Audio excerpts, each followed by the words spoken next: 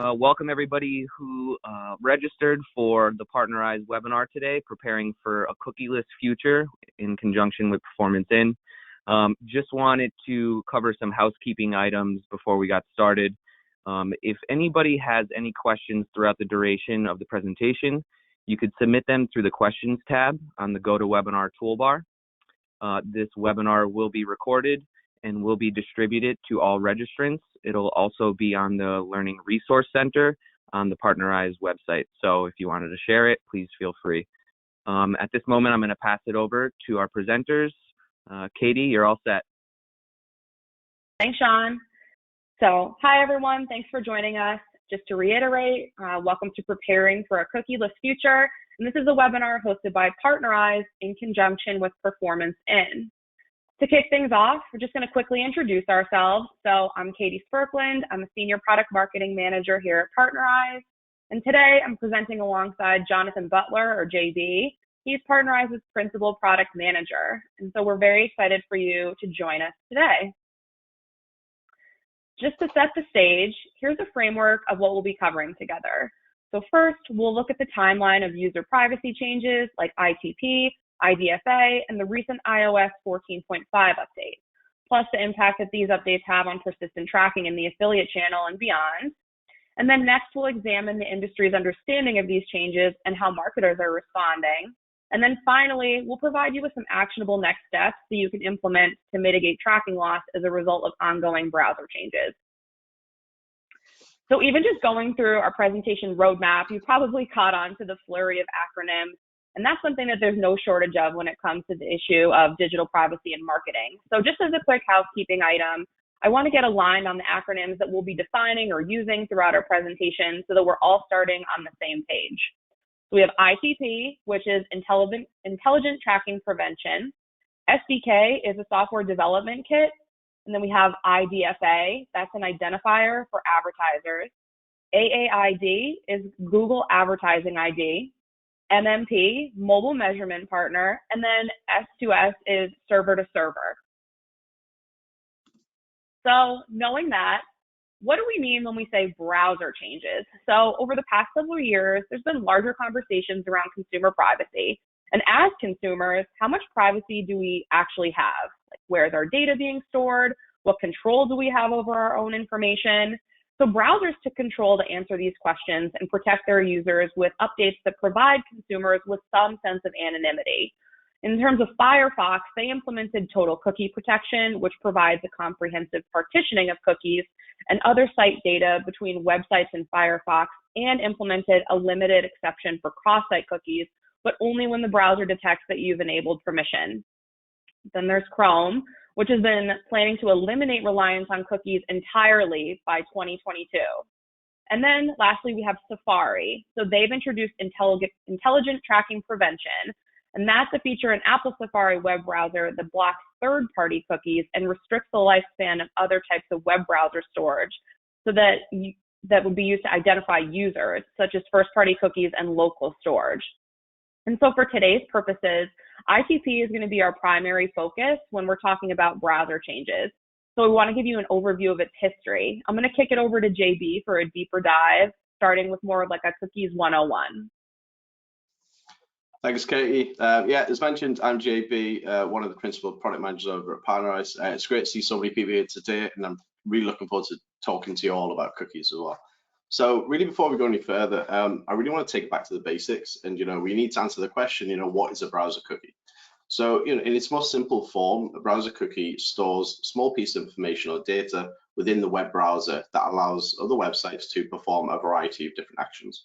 So browser cookies can be broken out into two pots, which you've probably heard of before, which are first party and third party.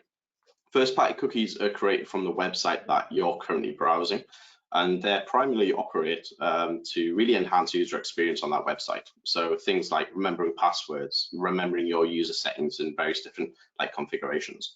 Then you have third-party cookies, and these are created from different websites or services different to the website that you're currently browsing. And as well as providing user experience benefits, they also commonly operate as kind of cross-site tracking, retargeting, and also ad serving as well. Now, it's crucially important for brands, partners, agencies, and also platforms to really have a full understanding, and actually fully comprehend how these updates are actually happening to these cookies, so that are actually fully aware of how it's going to affect everyone going forward. Now, you might be sat there asking, why now? Third-party cookies have been, in use for a long time, and what's bringing this on now? So really, over the last number of years, as you can see, a huge focus has been placed on how users are tracked online, and this is really in an effort to, provide users much more control over their own data. All you have to do is look back at previous legislation that's been passed in, such as GDPR in the EU, CCPA in California, both in 2018, to really know that there's been a huge shift with a focus on user privacy online.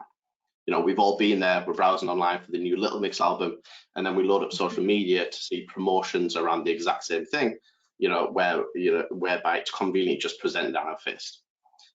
That's an example of, user targeting that browsers want to block because of the user identification and tracking techniques that are utilized in that manner. So to track these users, third-party cookies were really the tracking method of choice. And even though Partnerize don't track users, it's actually one of the methods of tracking that we have to utilize in order to match purchases to referral partners to facilitate successful cashback to consumers, in one example. Now, this unfortunately means that when browsers want to restrict the usage of these third-party cookies, some service providers are caught in the crossfire and really have to think outside of the box in order to make sure that we can continue to offer services, and Partnerize is no different. So as you can see from this timeline, a lot's happened over the years, with main browsers taking similar stands with their view to clamp down on user tracking through cookies, and Apple and ITP with their implementation has been far away the most impactful for now. So in terms of really ITP, I kind of want to delve a bit into what ITP is. And ITP, as kind of Katie said, stands for Intelligent Tracking Prevention. And this is a feature that Apple started adding to Safari browsers back in September 17. And this was purely to curtail the company's abilities to monitor user browser online, as we've discussed. So when ITP was introduced, its earliest version was aimed to restrict tracking when third-party cookies were being used, so information could only be stored for 24 hours in the context of that third party. Now, the aim for this, as we've already discussed as well, was to target vendors who place cookies on sites they don't own, purely for the purpose of targeting and building an online fingerprint of a user.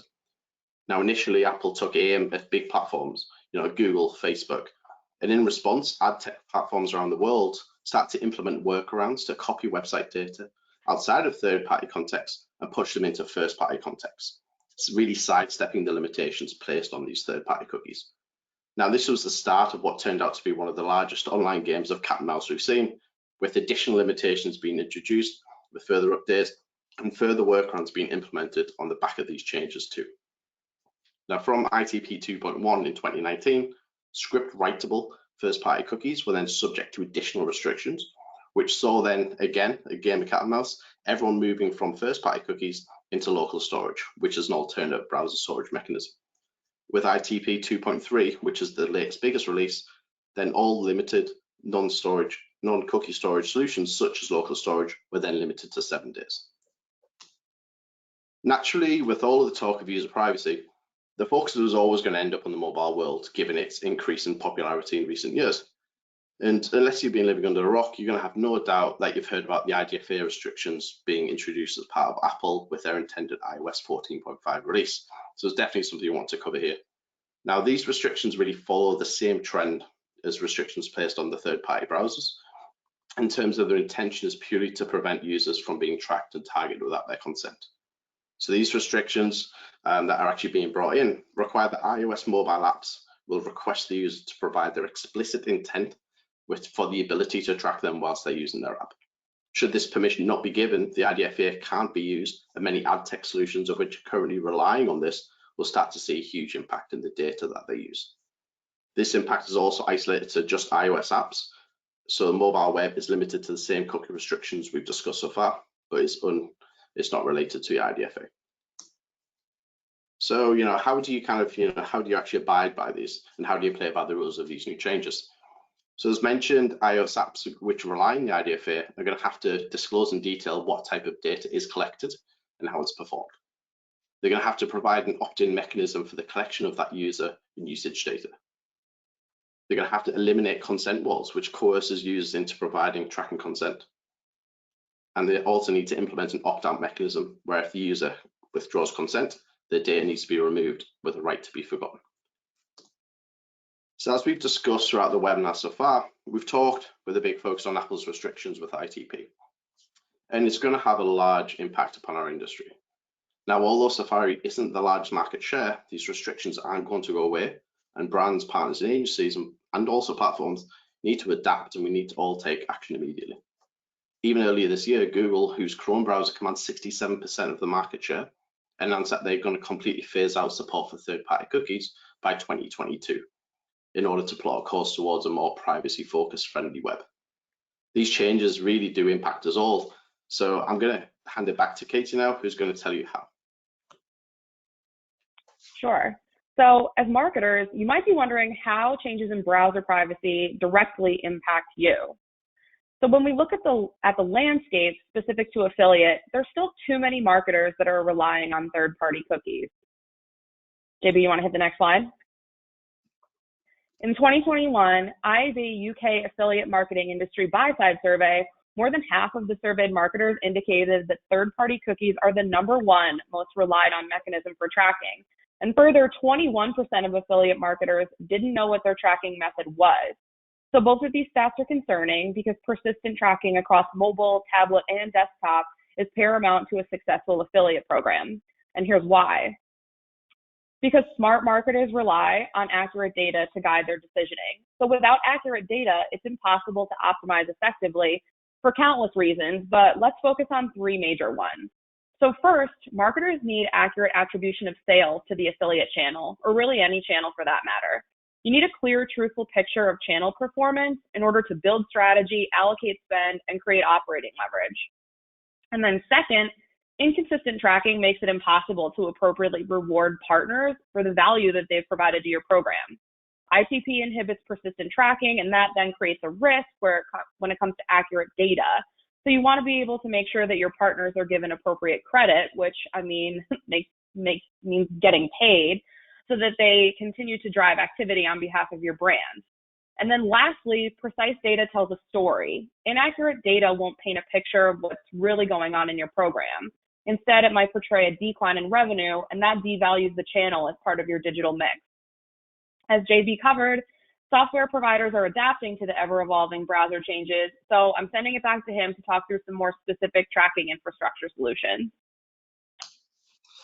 Thanks very much, Ray. So if we're talking about cookies being blocked, we also need to think about kind of, what options have we got, and, actually what's available to us. So, really Partnerize are proud to be at the forefront of technology within the performance marketing space. It should come no surprise that, we have a whole host of different solutions that really match various different business needs. So for years as a business, we've always recommended server-to-server tracking. But at the same time, we also understand that if it was that easy to set up, everyone would be doing it from day one. So I'm now going to take you through various different tracking solutions, each of which have their own merits, and we can all discuss these in kind of more detail.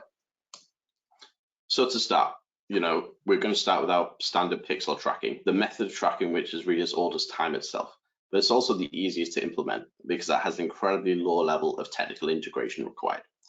So as you'd expect from a user journey, consumer starts by clicking on a Partnerize tracking link. A third-party cookie is then dropped, and that then percolates down into the client's browser.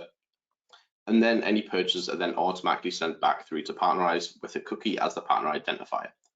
As expected, and as we previously discussed, this is a non-ITP compliant integration and will in due course be bound by additional limitations, additional to those that we've already discussed with ITP. So this method of integration is strongly discouraged. Now moving on to ClickRef tracking solution. We provide the ability for brands to store their own information relating to the referral to send back with any subsequent successful purchase. So similar with the previous one, we have a user journey whereby a consumer starts by clicking on the Partnerize tracking link. At that point, a ClickRef, which is our click token or a click ID, is attached to the landing page of the destination, and the brand will then extract this for storage in a first-party context. Any then subsequent purchase then sent back to Partnerize with a ClickRef attached as the partner identifier. Now this is a partly ITP compliant solution because although it has the ability to actually be stored, it is limited by a 7-day storage solution for referrals. plus additional integration work is required in order to make sure that the click information is stored, which means that there really is a medium level of technical integration required to also implement this. Now moving on to server-to-server tracking. This is what everyone's heard of. It's the most consistent, most scalable, most effective solution there is. And the reason for that is because there is no reliance on client-side browser tracking technologies. So the key focus here is to take away the tracking and storage away from the browsers and move it directly to the brand's in-house tracking measurement solutions. So to start off the journey, we have a similar process whereby a consumer starts by clicking on the Partnerize tracking link. A click ref or click ID is attached to the landing page, and then the brand will then extract this for storage and pass it back via one of their internal APIs to store away from the browser. Any then purchase will be then sent back to Partnerize with the click ref attached as the partner identifier. This is a fully ITP compliant solution, as there's no reliance on client-side storage solutions. However, as you can imagine, a high level of technical integration is required to set this up due to the need to have internal APIs or additional offline storage mechanisms. Now moving on to Partnerize Tag, this is one of our newest methods of tracking solutions. And this really aims to combine the ease of integration that brands have come to expect from pixel integrations, whilst also holding on to the effectiveness of tracking that you'd get from ClickRef or server-to-server based solutions with a simple, easy to implement JavaScript tag that sits on the brand's website. So starting with a similar journey, the consumer starts by clicking on the Partnerize tracking link. A ClickRef is then attached to the landing page, and the Partnerize tag will then automatically extract this for storage and place it into a first-party context. Any subsequent purchases are automatically then sent back to Partnerize with the click information attached as the partner identifier. Now, similar to ClickRef tracking, this is a part ITP compliant solution as it is limited by the 7-day storage solution. However, the added benefit of this is that it's fully automated and that changes can be readily made without technical resource. And what that means is, potential future server-to-server integrations through the Partnerize tag are in the realm of possibility. This is a new product for us, so watch this space. It's going to be quite exciting. And then last but certainly not least, the absolute pinnacle of tracking solutions and the primary aim for Partnerize as we collectively move towards the world of a new cookieless future, custom tracking domains. By providing brands the ability to utilize the Partnerize technology, all from their own domain, we can provide the users with confidence that their privacy is protected and the satisfaction to the brands that every referral is tracked without restriction. So following similar user journeys as before, this one starts slightly different. The consumer starts by clicking on a brand's tracking link, and this brand tracking link sits on the same domain as their website. The first party cookie is dropped and stored in the consumer's browser. Any purchase is then automatically sent back to the brand's tracking domain with the cookie as a partner identifier. What's different is that this is fully automated compliance. This is a fully ITP compliant solution because this is a true first party tracking solution because the cookie information sits on the brand's own domain and is able to be passed through and stored at will. Now, that's a lot of solutions that we've talked about, but how do you know which one's for you? So this matrix that we've gone through to you better illustrates the trade-off that brands have to make when they're really deciding how to go about and actually track their performance marketing activity going forward. So for brands that don't have much access to technical resource, the Partnerize tag could be the best overall fit. But for brands who want to ensure that they're as protected as they can be and that the tracking is accurate as possible, server-to-server solutions will always be a sure winner. So there really is no clear answer because there's lots of different variables. So you must decide as a business what your needs are and what the best solution is for you. So I'm now going to hand it back over to Kay, who's going to discuss the next steps that you can take. Thanks, JB. So now that everyone knows the historical timeline of browser changes and an overview of their options, we want to provide some actionable next steps to ensure that you're maintaining persistent and accurate tracking despite the ongoing browser changes. So here are the next steps that we're recommending. Number one is to educate yourself. So ensure that you have a baseline education on the topic. You don't need to be an expert, but you need to take ownership and have a working knowledge about the subject.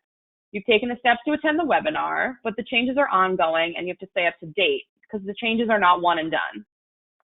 Then figure out your tracking type. So if you're one of the 21% of marketers that don't know your tracking type, dig into this and ensure that your marketing programs are set up for success. Get your tech team involved. Keep your tech team in the loop to help weigh the best solution for your business. They're going to be a key component in making sure that your tracking is providing accurate data and therefore rewarding your partners appropriately. Work with your provider. So talk to your marketing providers to ensure that your solutions are ICP compliant. When it comes to Partnerize, there's much more to learn about how we provide a better way to partner, including future-proof tracking solutions. And we're happy to continue the conversation with you about our tracking infrastructure. And then lastly, get a plan. So know what your tracking type is and know the changes necessary to ensure consistent tracking as browser changes continue to evolve. And these are steps that are critical to maintaining accurate data that drives your decisioning. If you're looking for more information on ICP, you can scan the QR code on the screen, and that'll take you to our relevant blog content. JB and I can also be reached at the email addresses shown here if you have any questions after the webinar is already concluded. Just a quick heads up, if you were one of the lucky attendees that was randomly selected to receive cookies, you should have an email from our EMEA marketing manager, Samantha Purcell, and there's a link in there to confirm your mailing address, and she'll send that to you. And so now we can open it up for questions. Let's see if anybody submitted any throughout. Great job, Katie. Great job, JB. Everybody on the line, if you have any questions, please don't hesitate to submit them through the questions tab on your GoToWebinar toolbar. Katie, it looks like we had some flow in. Sure. So we have, does the HTTP call affect page load time? JB, do you want to hit on that one? Yeah, sure. Yeah, so what was that one again? So does the HTTP call affect page load time? Mm-hmm. Yeah, yes, it does. Yes, effectively. So it completely depends on the implementation of which is kind of done in kind of with what regard. So the actual HTTP call in terms of an actual redirect, there is a slight overhead in terms of making sure that redirect occurs. So, you know, most tracking solutions, including Partnerize with the tracking links, they would always be part of a redirect. So they do cause some performance overhead in terms of the actual, you know, the actual time to getting to the end destination. But it's not something which would be, you know, that would cause any problems effectively. Okay, thanks. And so then we have a question regarding IDFA and Safari. If we're not using the IDFA for tracking and using affiliate networks, do we still need to seek consent? That's a really good question. You know, that's a question that we've been having a lot. Our view of it is no, purely because so there is, as well as the IDFA restrictions, there was also the Apple's ATT protocol, which is the anti-tracking, and ultimately their guidelines are to not fingerprint. With us, and in terms of affiliates, we're not talking about tracking the user, we're talking about tracking the purchase. So we're talking about tracking the actual referral to know that if something was successful. So in terms of, you know, actually having that consent, for our side, as long as you're not fingerprinting that user so that you can then use that user information elsewhere in order to actually paint a picture of how that user is actually interacting with your product. If you're using that purely to track whether the actual purchase of that referral was successful, we see that as okay. Great. We have a couple more. Server to server. If someone doesn't sign up at the time of shopping, then there is no cookie length. Oh, say that again, sorry, Kate. The question is server to server. If someone doesn't sign up at the time of shopping, then there is no cookie length. Oh, that's, is that accurate? Yeah, so I think that's a good question. So I think what that is, what that refers to is that for most server-to-server integrations to work, there needs to be some identification. So for example, when they're talking about signing up, you have a member in order to actually attract that too. So there are additional metrics that can be placed within the commerce space in order to actually identify that session. So because you're doing it offline, you're not tracking that user across different websites, you can actually tag that user within various different kind of session fingerprinting whereby you can still identify from that inbound link whether that session actually was involved in that initial click and then was also involved in that purchase. So there doesn't need to be a direct tie-up to the actual member, to the user signing up to actually, identify them through their member account. It can actually be done via various different ways. And this really kind of, this is why kind of the server-to-server integration, it has a higher level of kind of like technical input, because there's various different ways that you can achieve it. And a lot of it really depends on how the actual brand has integrated their commerce solution in order to understand what information is available. Okay.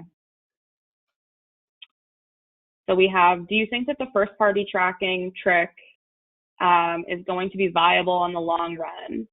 I thought this was something the browsers were clamping down on. Yeah, that's a really good question. Yeah, and the answer is no. So yeah, I mean, the whole kind of idea of this webinar really was to kind of paint the picture around the actual intent of where these browsers are looking, and where they're essentially looking for is to essentially remove the methods of tracking. So as we kind of spoke about, various different solutions have been moving solutions into first-party tracking in order to kind of sidestep these third parties. That will change in the future, 100%. So we need to, as a business, as an industry, we need to move towards a more long-term solution. I kind of hinted at the game of cat and mouse. Unless we move to a long-term solution, of which is best for the business, best for the partners and best for the brands, and also best for the users as well, in order to make sure that their privacy is completely protected online. We do have to find a long-term solution. So implementing the likes of, the custom tracking domains, these are something that, we as a business strongly believe is the long-term future of tracking. Sure. And there's another question, JB, where that answer that you just provided might still be somewhat relevant. So someone was wondering, what does this mean for retargeting in the future once cookies have been eliminated? I think this kind of takes a nod back to our speak with your provider. It's a case-by-case situation how businesses are handling this. Is that correct? Yeah, I would say so for sure. It is quite tricky. So there's going to, especially with the IDFA changes that are coming out, it's going to be interesting to see actually what happens. And to be honest, a lot of people aren't fully aware or are fully in the know about what kind of impact looks like. So it's going to be interesting to see what happens. But ultimately, retargeting is going to be a tricky business in the future. So Google are in the process of building out a solution of which would allow those kind of solutions to still exist. What that looks like, I guess we'll find out in a year or so. Okay, great. So there's actually quite a few questions that are coming into the chat. So what we can do is skim through some of these and follow up after. But JB, if you can see them and you want to choose one more, and then we can do a separate follow up to make sure everybody gets answers. Yeah, for sure. Let's have a look. Yeah, okay, so I'm just going to have a scan through.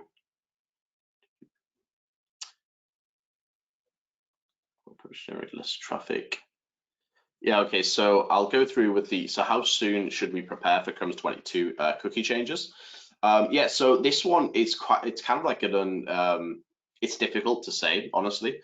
So what Google is doing at this point, and I fully agree with their approach, is to completely have privacy around the user, but at the same time, not to completely circumvent these types of solutions to exist. So Google, as an ad tech, as an actual ad tech product themselves, they're fully aware that they want to establish, these kind of good practices, but to make sure that, as an actual, as a kind of a creepy cross-site tracker, that, certain kind of, it's not free game for everyone. So, will we have plenty of time to prepare? 100%. So this, once Google announce something, I would, in terms of how, how much notice we've received across the IDFA elements and across, so Chrome 80 did some other same site elements, which wasn't related to cookies, but it was related to, kind of how cookies are kind of identified online. And ultimately, they gave plenty of notice for that. So I don't think we need to prepare ourselves for anything now. I just think we need to prepare for something in the near future, in terms of, that they are going to implement this. So I would say in the next 6 months, they'll start to talk around what kind of product solutions that they're going to have. that businesses and solutions can start to adapt to make sure that their services won't be affected.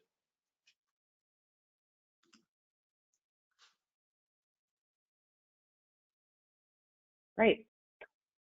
Maybe Kate. So as Great. start, go ahead, John.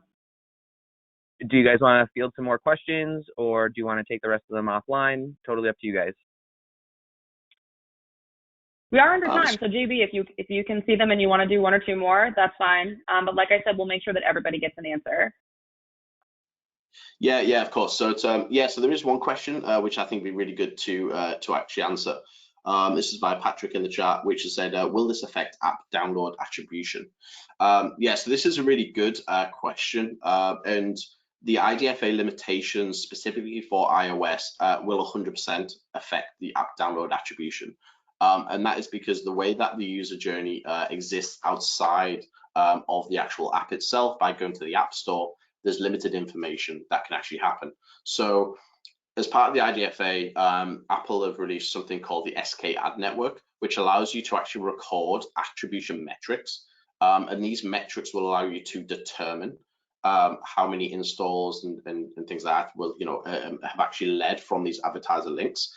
But actually attributing that back to the individual partner, that's going to be difficult. And all the different kind of partners that we've been speaking to, all the different MMPs, there's kind of a mixed bag of kind of responses. So if you're using an MMP, various different ones exist out there, I would speak to them in order to kind of make sure that they're fully kind of ready for the IDFA changes with a full integration with the SK Ad Network. But definitely app download attribution is one of the biggest elements that will be impacted by the IDFA restrictions. Thanks, JB. Well, I wanted to thank everybody that joined today. We are recording this session, so keep an eye on your inbox for the recording to come through, as well as taking these additional questions offline and getting you guys some answers. So, Katie, JB, great job today. Thank you so much. Yeah, thank you very much, you. everyone.